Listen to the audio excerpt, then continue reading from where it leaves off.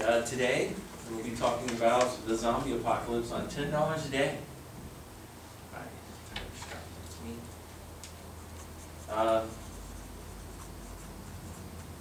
Well, you probably didn't know that 100% of all people who are not prepared for the zombie apocalypse will die.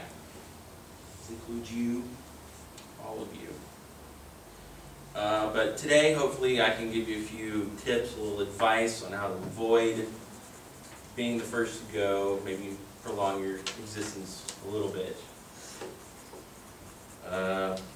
Why should you listen to me?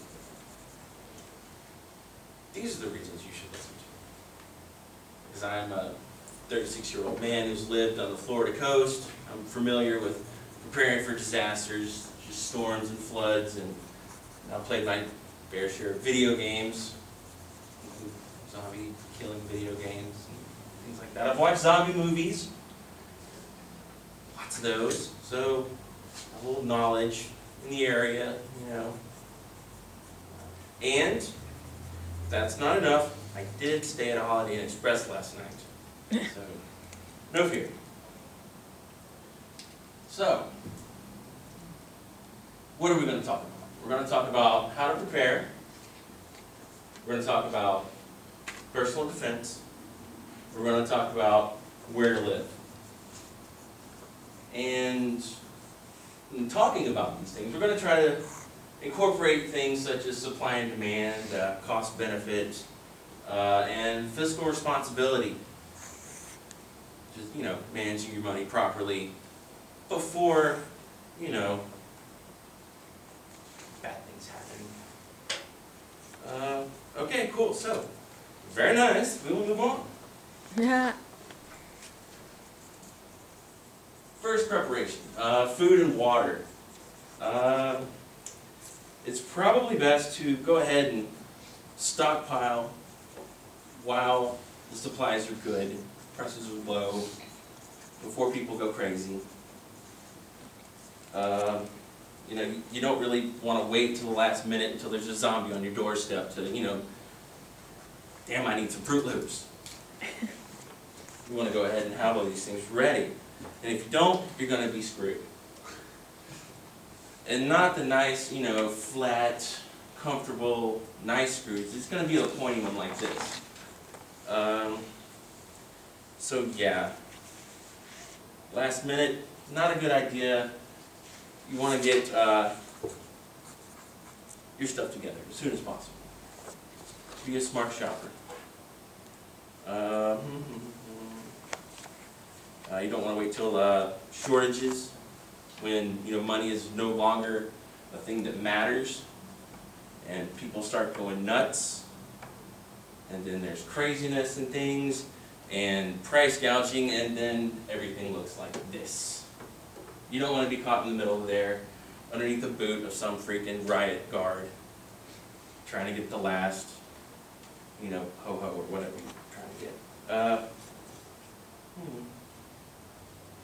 Yeah, so being prepared will help you to not be involved in this type of situation, the hysteria, the panic, and the other pitfalls that go along with the zombie apocalypse. So yeah, avoid that. This is a little something I came up with. This is the Zapper, the Zombie Apocalypse Preparedness Reserve. This is your stash. Every time you go to the grocery store, you want to buy a little something to stick in your stash. It's like, taking 10% of your paycheck, putting it in savings every month. It's kind of like that.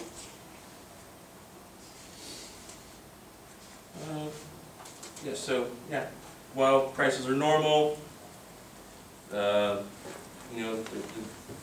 plentiful supplies, it's best to go ahead and get this thing rolling now.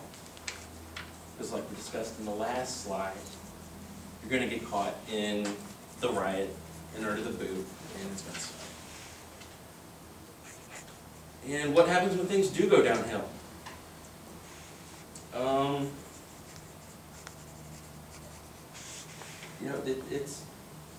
I don't know, I forgot this partisan, whatever. And going back to the shopping thing, you know, you might not need that food right away, and it seems like frivolous to buy the extra stuff, but you know, you may not need that box of Twinkies now, but you're going to be glad you have it when your neighbor Gary is clawing at your door because he wasn't prepared, and he's a zombie and he wants to eat your brains. Now you don't have to go outside because, oh yes, you've got your Twinkies.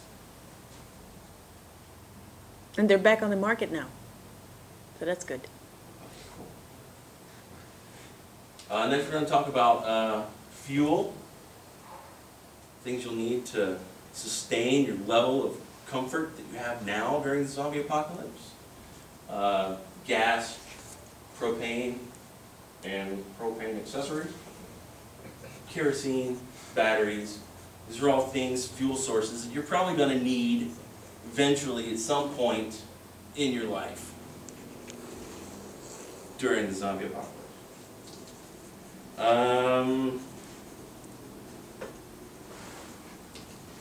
Gas and propane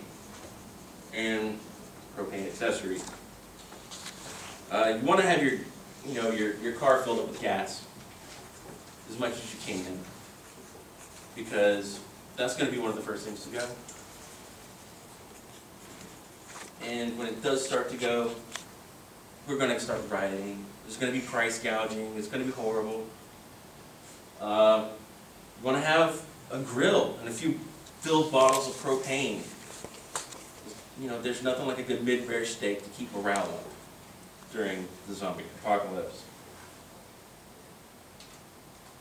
Kerosene and batteries. And if you live in a colder climate, not like Florida, maybe up in Wisconsin or something, you know, a good kerosene heater, that will save your life. If it happens during the winter, you're going to need, you know, a good supply of kerosene and heating oils to keep, you know, yourself warm so you don't freeze to death and become zombie popsicle lunch. Something, I don't know, whatever. Again, supply and demand. You know, when these things start running low, you're going to have a bad time. Let's see what else we're here. Batteries. Batteries are also an important commodity. They are one of the most flexible sources of fuel in their application that you can have. They go into just about everything. They can power just about anything. And when the supply starts running out of them, and you have a nice big stockpile of them, you'll have, you know, the ability to stay mobile when you want to. It'll be a good bartering tool as well. And speaking of bartering,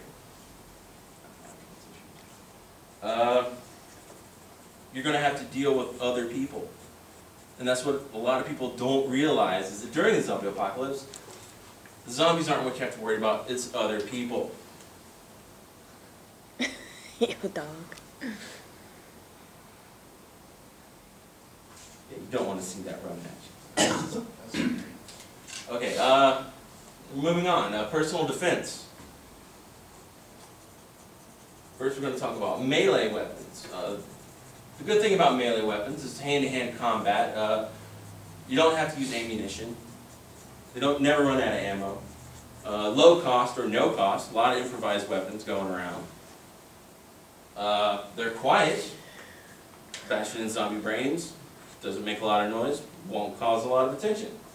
Bad things about, you know, melee weapons are fatigue. You get worn out after that first little rush of adrenaline. You're going to start to get tired. You need to have an escape plan, or you're going to get eaten. Also, the high risk of infection can be prevented, not really prevented, but reduced by wearing goggles and keeping your mouth closed when you're swinging. These are some examples of melee weapons. These are more of the improvised weapons. You can also have like katanas and different kinds of broadswords and whatever, but you're probably not really going to find those things in your local Lowe's or Home Depot. Next we're going to talk about ranged weapons. The good things about ranged weapons, such as firearms, and bow and arrows, and crossbows, they're effective at a distance, so that reduces your risk of infection. Because if they can't reach you, they can't eat you. Negative sides of ranged weapons, they're loud. You fire off a gun, zombies are going to hear it, they're going to come after you. Another downside, they're expensive. Large initial cost. You want to consider that. Ammunition, you got to keep buying ammo. You got to keep reloading the ammo. That's the biggest downside to firearms. And maintenance. You got to keep them clean, you got to take them apart, and what are you going to do when the zombies are coming after you when you're trying to clean out your magazine? Die. Okay. Some examples of ranged weapons, shotguns and rifles and handguns and assault weapons. Violence. And where are you going to be when you're reloading and cleaning your guns? You're going to have to have some place to go. Now, are you the kind of person who wants to dig in and hunker down and have a place to defend that you want to call home? Or are you a person who likes to maintain their mobility and go out and raise havoc with the zombies? Well, we'll start with staying at home. The zombie fortress. A little research done on affordablecontracting.com revealed that fortified walls, missile-proof windows, iron gates, solar panels, lookout towers, moats, these are all things that are, preferable and asked for when building your zombie fortress. Other more radical solutions are, personal islands, abandoned and repurposed missile silos. Those are getting big now, but the bad thing with these is, it's super expensive, takes a lot of time, and it's you need a professional to do it. You can't just go and have it done real quick. Now, the urban assault vehicle.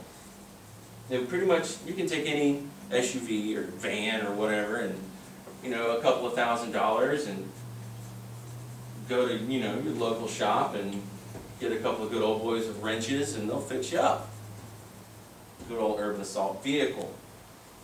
Very reliable, but you got to worry about fuel and things like that you're not going to have after a while. So it's not really sustainable.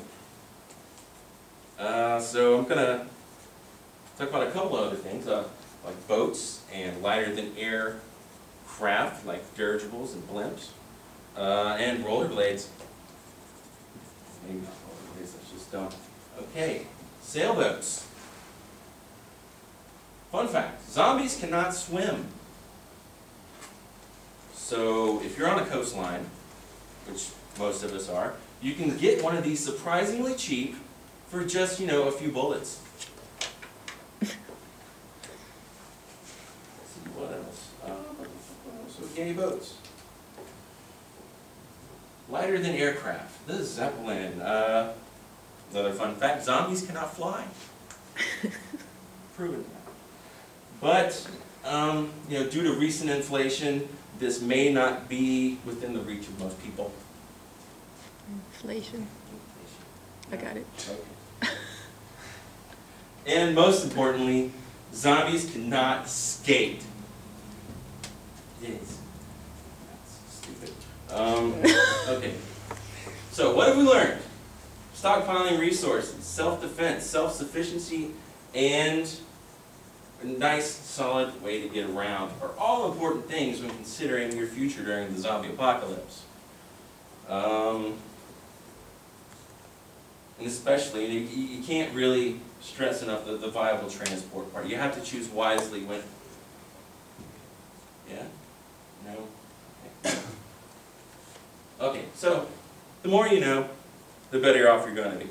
Your level of preparedness and awareness will make all the difference when pandemic and fear come knocking at your doorstep.